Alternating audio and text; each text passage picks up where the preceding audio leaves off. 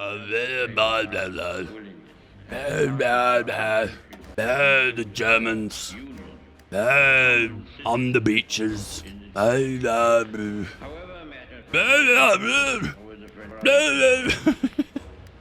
you like that Churchill speech? We will destroy them all. God, don't you love Churchill? If it wasn't for his alcoholism, casual racism, something to look up to, you know? A role model. I mean, not to get like political for a second, too late, whoops. In the 1930s, anti-Semitism, anti-black, anti-Muslim, anti-Indian, anti-Asian was like pretty mainstream.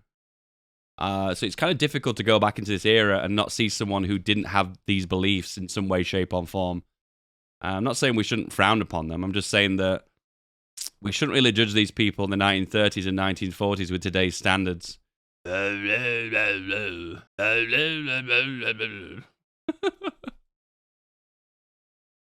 Yeah, the Bengal famine isn't as one-dimensional as just racism, though.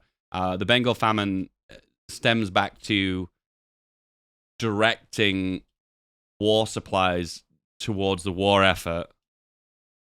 Oh, man. But then you could argue that he's directing them towards races that he sees as more beneficial, I guess. Yeah, I guess so. Yeah, do you know what? I'm totally honest with you. I actually do not know a lot about the Bengal famine. Maybe we should watch a video on that. Let's watch a video on that. Let's learn together, guys. These are images from 1943, when Bengal suffered one of the worst famines in the history of modern India. Up to 3 million people died of starvation and diseases aggravated by malnutrition and lack of health care. But this disaster wasn't natural. It was man-made, caused by a heartless British administration whose wartime policies diverted food grains from India, leading to the catastrophe. The Famine Inquiry Commission, appointed by the Government of India in 1944 to investigate the calamity, concluded that the shortage in rice production was the major reason. But was that really true? Journalist Madhushree Mukherjee, in her book Churchill's Secret War, the British Empire and the Ravaging of India during World War II, writes that the scarcity was caused by large-scale exports of food from India for use in the war theatres and consumption in Britain. India exported more than 70,000 tons of rice between January and July 1943, even as the famine set in. The British were so focused on the Second World War and feeding their army that they let shortages in India get out of hand.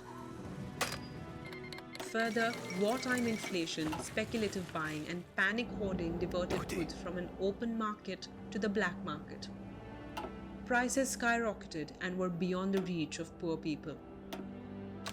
Next, preferential distribution was given to workers in high-priority war industries to prevent them from leaving their positions, thus diverting supplies from calamity-struck villages. Calamity. Also, the British military ordered the removal or destruction of rural boats in anticipation of a Japanese invasion via the eastern Bengal border. They removed what? Boats in anticipation of a Japanese ordered the removal or destruction of rural boats in anticipation Rural of a Japanese boats, invasion right, via okay. the eastern Bengal Their accent's border. pretty strong. Fishermen were not only out of jobs, but this broke down the transport system for the movement of rice. In March 1942, the occupation of Rangoon by Japan had cut off the import of Burmese rice into India. Next, a severe cyclone storm in October 1942 ravaged croplands. Fungal spores dispersed across the region, resulting in the spread of a crop disease. British Prime Minister Winston Churchill, though a war hero in Britain, has been severely criticized for his handling of the Bengal famine. In fact, he was downright callous as he ignored the fervent pleas for relief measures required in India, saying it wasn't his responsibility. Damn. What's more, his statements during the period were obnoxious and unforgivable. His response to an urgent release of food stocks from India was, if food is so scarce, why hasn't Gandhi died yet? And he believed that no aid would be Sorry. sufficient, as famine or no famine, Indians would breed like rabbits. After the mishandling of the famine and its disastrous fallout, the British administration made matters worse by not accepting their folly. Economist Amartya Sen writes in his book, Poverty and Famines, one curious aspect of the Bengal famine was that it was never officially declared as a famine, which would have brought in an obligation to organize work programs and relief operations specified by the Famine Code. Thus, the response to the Bengal famine of 1943 by both the Bengal provincial government and the government of India was slow. Come on then, Meanwhile, join the war. It was a number of private groups and voluntary workers that came forward with donations of money, food, and clothes. The situation started to improve. Vichy France only prepares at for the end great of struggle. year when survivors harvested a new rice crop. Oh man, this video is a little bit dry. I didn't expect it to be a little bit slow like this.